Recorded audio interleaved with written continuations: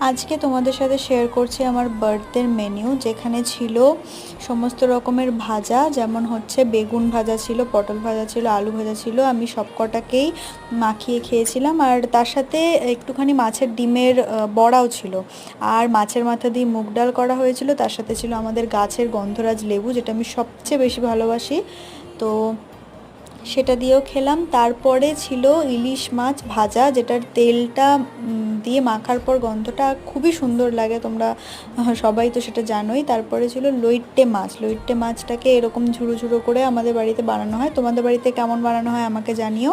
তারপরে ছিল চিংড়ি মাছ দিয়ে লতি, যেটা আমার মা ফার্স্ট টাইম বানিয়েছিল, সেটাও ভালো লেগেছিল। তারপর চিংড়ি মাছের এটা ছিল ভাপা, যেটা তোমরা বড় ভিডিওতে দেখেছো যে কীভাবে প্রিপারেশন করা হয়েছে। তারপরে এই কাতলা মাছটা দিয়ে আমি শেষ করেছি। মিষ্টিগুলো খাইনি, ওগুলো পরে খেয়েছি।